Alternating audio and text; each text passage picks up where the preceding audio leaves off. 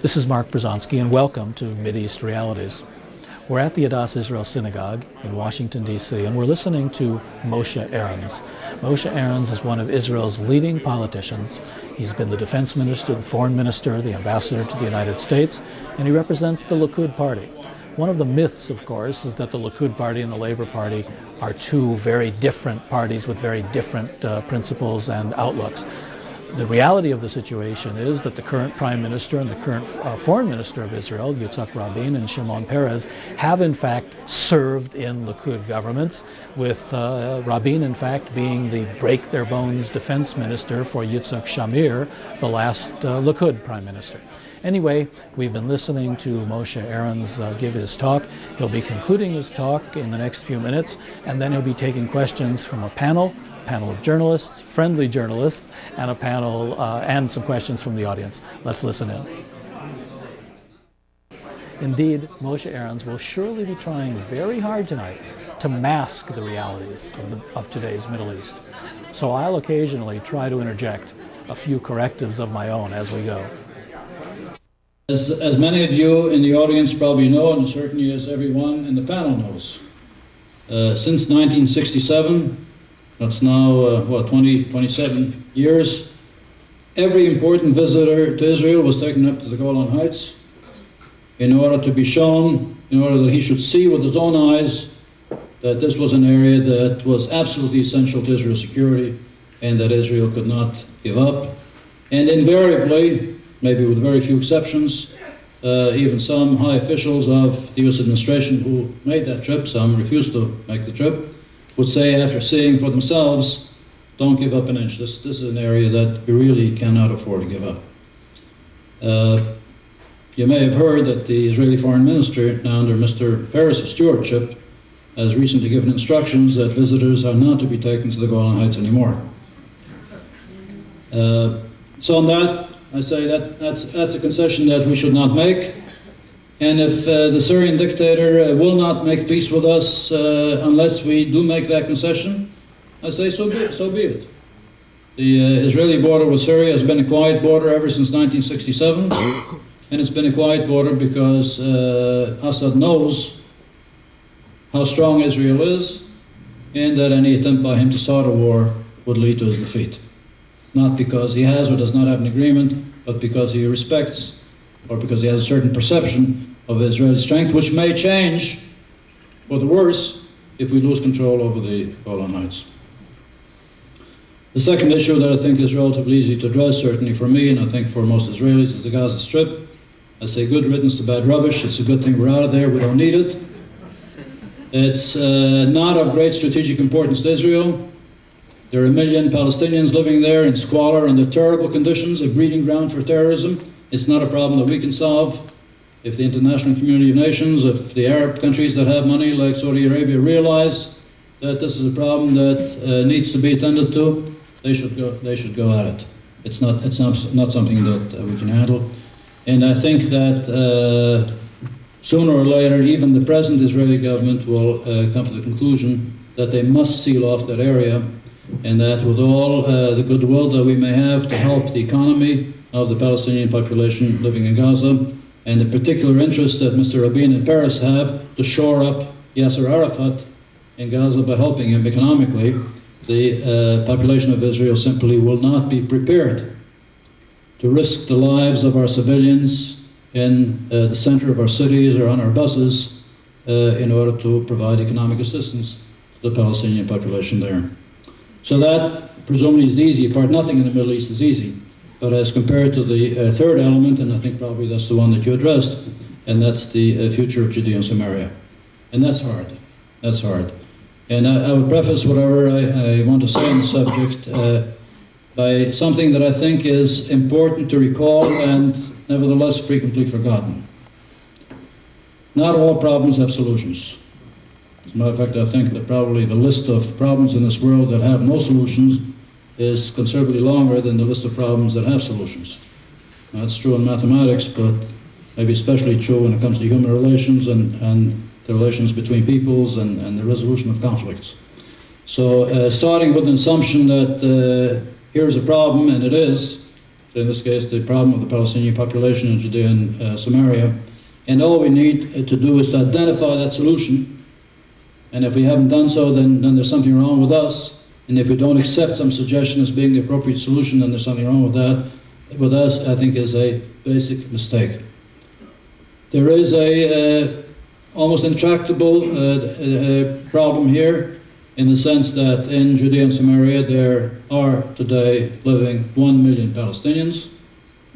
Also, by the way, 140,000 Jews. They represent more than 10% of the population. They travel the roads daily. The children are being bused to school daily. Aside from the 140,000 Israelis who live in the area, hundreds of thousands of Israelis travel through the area for one reason or another. Everybody that travels from Tel Aviv to Jerusalem on the main highway passes over the Green Line, whether he knows it or not, or enters the territory of Samaria. Anybody who takes the alternate northern route, which today is a superhighway, just like the main highway, goes 80% of the time through Samaria. And this territory, unlike Gaza, lies right in the heart and guts of Israel. It is essential, in my view, to the very security of Israel. It borders on the population centers of Israel, on Jerusalem, on the outskirts of Tel Aviv. The meaning of this, by the way, is becoming very clear even to the Rabin government, in the sense that they don't seem to be prepared at this time to implement the second step of the Oslo Agreement, namely doing in Judea and Samaria what they did in Gaza, pulling out the Israeli army, or redeploying the Israeli army and turning it over to the PLO police force, in quotation marks. Hardly anybody in Israel is prepared today to envisage the implementation of that, because they're not prepared to envisage the predictable consequences of that happening. So what do you do with a situation where the control over the area is essential to Israel's security? Nevertheless, there are 1 million Palestinians living in the area who are not citizens of Israel, who don't want to be citizens of Israel, and who most Israelis do not want to be citizens of Israel.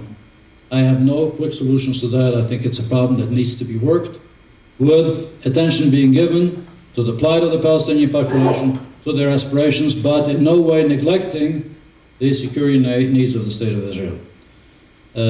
Some indication of the lack of answers in the Paris Rabin camp has come from Mr. Rabin himself these last few weeks. Our Prime Minister, Mr. Rabin, in what seems to me an act of desperation, has begun to talk about separation. Separation between Jews and Arabs. After the Bet Lid incident, an incident in which 21 young Israelis were killed, by the way, an incident that was met by jubilation by masses of people in Gaza. Mr. Rabin appeared on Israeli television and said, what we need is separation, Afrada. Separate the Jews from the Arabs. Well, it can't be done. He may have addressed some inner feelings in most Israelis who feel that they would be more secure if Arabs were not walking the streets of Tel Aviv or Jerusalem. But we have 800,000 Arabs living in Israel itself who are citizens of the State of Israel. We have 170,000 Arabs living in Jerusalem. Mr. Rabin is obviously not suggesting that Jerusalem be divided between a Jewish Jerusalem and an Arab Jerusalem. However, he said we have 140,000 Jews living in Judea and Samaria. Does he want to transfer out Arabs? Does he want to transfer out Jews? I don't think he has seriously addressed the question. I don't think he seriously means to implement it, but it's just an indication of just how difficult the problem is that we're grappling with. So I'm sorry if I'm not giving you a definite solution to this problem. I don't have a definite solution to this problem. As an Israeli, as a former defense minister, I feel I must pay attention first and foremost, not only, but first and foremost, to the security of the State of Israel and the people who live in Israel.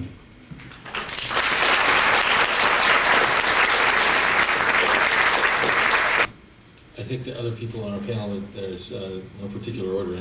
I'd love to just follow up on John's question.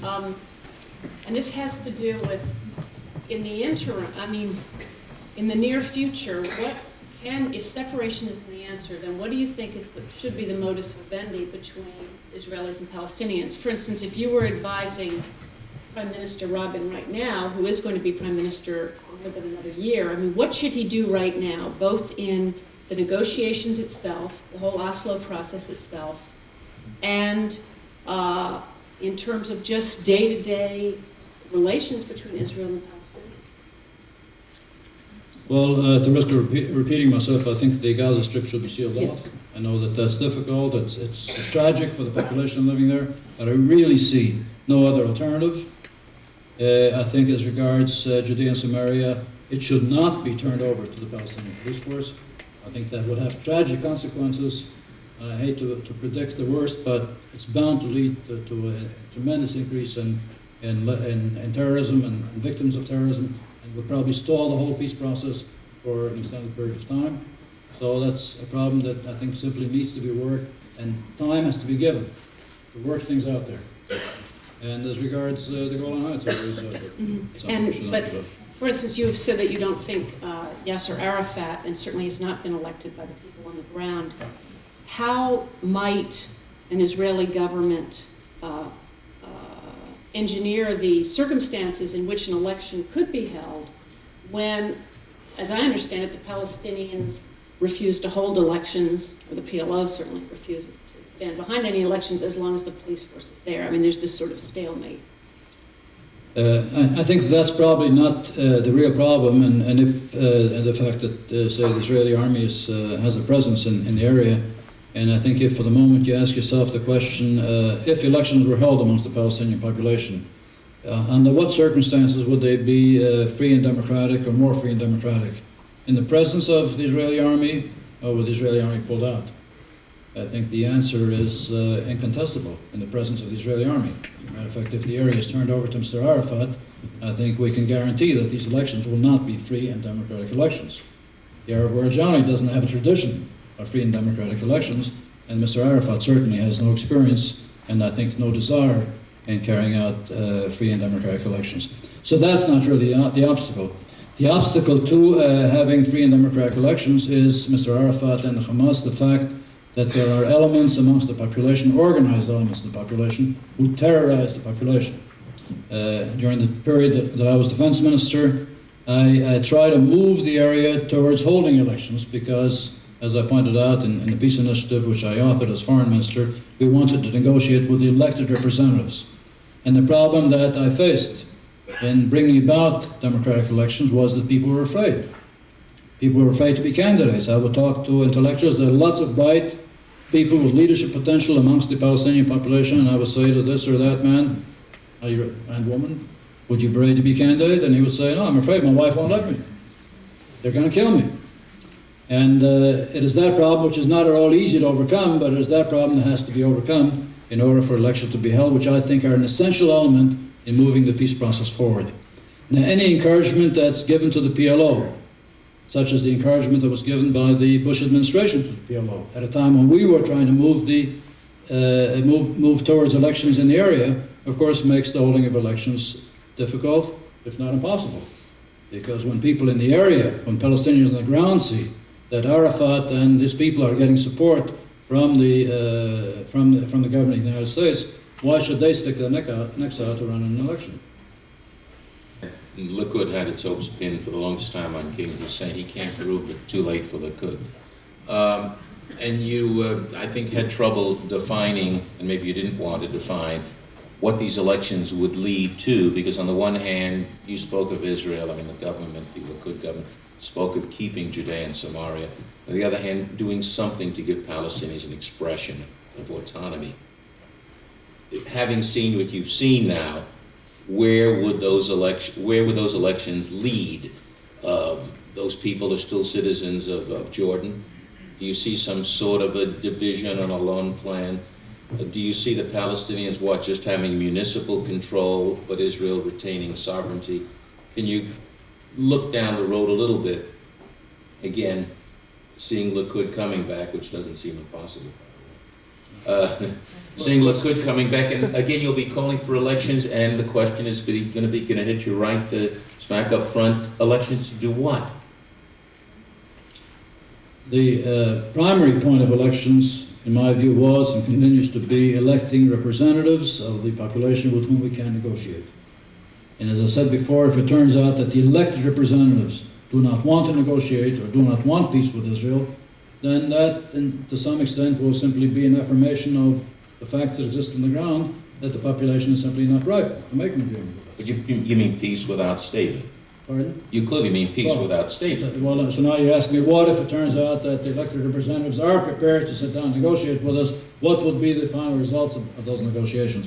I think it would be pretentious of me to try to tell you what that would be. It's far down the road. I've already said, you know, how difficult the situation is that we're facing. I think it would have to move, first of all, in the directions of municipal leadership and municipally elected officials who would run the large cities, large Palestinian cities in the area, like Nablus, like Tulkarem, like Al-Kilya, and then we would have to see where we go from there. But a very quick one, but Mr. Rabin has 20 months left. Where is he, at least? Where is, unless maybe Labor will win, but he has certainly 20 months left. Where is he going with this Palestinian representation? Barry, first of all, as you know, we have a parliamentary system in Israel, so it is not clear that he has 20 months left, because we might have early elections. And I didn't mean that facetiously. I didn't mean that facetiously. The feeling in Israel today is that the government is standing on very weak legs. And I point out again something that maybe some of you are not aware of. I said before that the Rabin government had a one-vote majority as a result of the elections, right? 61 members of Knesset who supported them out of 120. Now that majority, that 61 vote majority that they had, included 5 members of the Communist Party, 3 members of the Communist Party, and 2 that belong to Mr. Daraush's party, which are open backers of the PLO. Parties in the past were not considered potential coalition partners. Whether it is at all proper, reasonable, politically correct and legitimate for a government with so narrow a majority, and not a majority amongst the Jewish population of Israel, to take such far-reaching measures to which at least 50%, and today more than 50% of the population is opposed, I think is a very valid question, and my answer to that question is clear. They do not have a moral mandate for what they're doing, even though Rabin continues to insist that as long as he has that 61 vote majority, he will continue to do what he considers to be right for the state of Israel. At the moment, it is not at all clear that he will be able to maintain that 61 vote majority. Some members of the Labour Party are beginning to buck. On the Golan Heights issue, some people have declared openly that they will not provide support, in which case the elections will be held earlier. May I ask perhaps one final question on these lines? You said that given the atmosphere of terrorism and intimidation that exists right now in the territories, it's not possible to proceed with implementation of the Oslo Accords. Personally, I would agree with you. If you take into account the security and safety of the Israeli population. But at the same time, you've also noted that you've got 1 million Arabs, 1 million Palestinians in that area, and you have also acknowledged that you can't really seal them off. Oh, don't you therefore have what is really a pressure cooker situation building up towards an explosion of some kind that far eclipse the Intifada and what has come before? Well, first of all, the Middle East is a pressure cooker. Has been and is, and I dare say will continue to be, because of the very unwieldy demographic and cultural structure that characterizes the Middle East. But I would like to be specific in addressing your question, John. The great disappointment, I think, to the world at large, to Israelis generally, to Israelis who supported the Oslo agreements particularly, is the fact that the Oslo agreements were followed by a tremendous upsurge in the rate of terrorism and the casualties. Now, most people, even many that opposed the Oslo agreements, thought that the opposite would be the case, that the Oslo agreements might remove some of the incentive, some of the catalysts, for terrorist activity, and it turned out that the opposite was the case. You may recall that Mr. Rabin on the White House lawn, in that famous or maybe infamous handshake with Yasser Arafat, said, "This spells the end of bereavement, the end of Israeli mothers having to mourn the death of their sons." Well, just the opposite turned out to be the case. Now, what's the reason for that?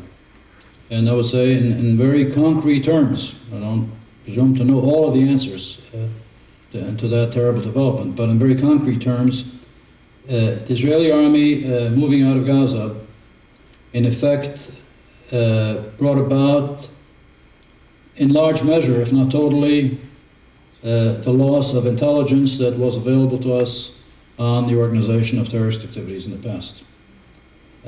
When the Israeli army was in Gaza, the Israeli security services were in Gaza, they had lots of contacts in the Palestinian population. They had a fairly large number of Palestinians who assisted the Israeli security services, who have been called pejoratively collaborators in quotation marks. In Gaza, all that's gone. All that's gone, not there anymore. If the Gaza Strip was sealed off, you might say it doesn't matter. But the Gaza Strip is open.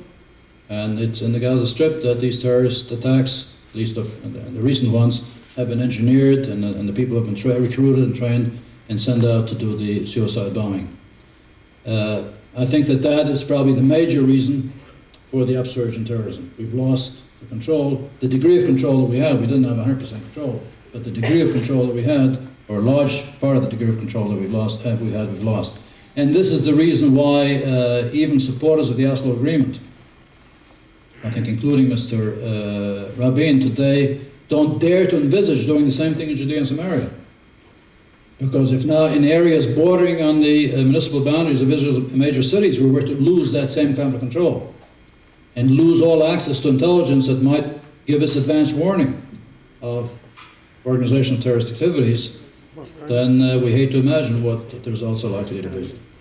Do you think that Yasser Arafat's failure to fill the gap here and prevent this kind of terrorism, do you think it's a failure of ability, lack of ability, or a lack of will? And is it that he really doesn't want to, or that he's just incapable of it? I think it's probably a good measure of both. I think on the one hand, he's not eager to do it. He wants to play the role of the leader, in quotation marks, of the Palestinian population as a whole, whether they are devout Muslims or not such devout Muslims, whether they're fundamentalists or whether they are secular Palestinians. He wants to be their leader, and so he doesn't want to get into confrontation with the Orthodox Muslim population. And secondly, I think it has now become clear to everybody that he is not a great administrator. He's not a great doer. Will you serve in another Likud government, and would you consider running for prime minister?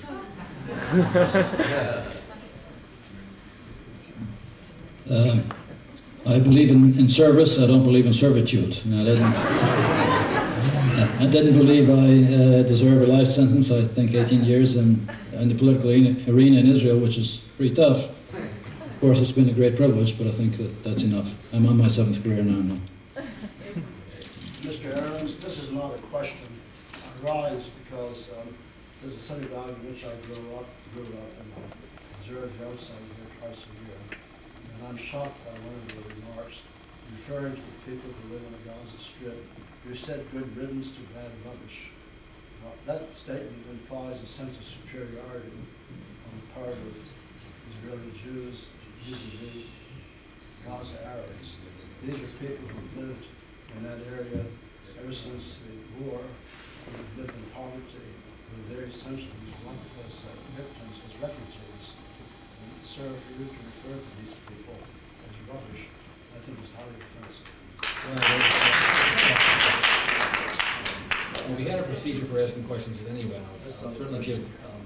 Well, that's okay. I'll respond. And I'm sorry if my remark was misinterpreted. I certainly didn't mean the people living in the area, and I'm fully aware of the tremendous tragedy that represents the million population of Gaza. I've visited Gaza umpteenth time as defense minister. I used to go down there at least twice a week.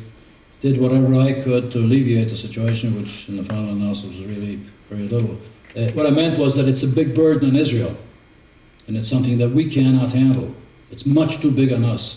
And so as far as we're concerned, it's best to be rid of it and let those countries that have the wherewithal and that really have an obligation to assist these refugees, let them do the job. If we can assist in some manner, we will. I know that Mr. Peres is going around the world trying to collect funds for the Palestinians. I don't think he's going to be successful. I don't think that can solve the problem. But I didn't mean it in the pejorative sense that you thought I did. Well, you may not have, but the word rubbish is not the same idea. I think you made the point. This is Mark Bruzonsky, your host for Mideast Realities. Thank you very much for tuning in. Please tune in next week on this channel, same day of the week, same time, for another Mideast Realities.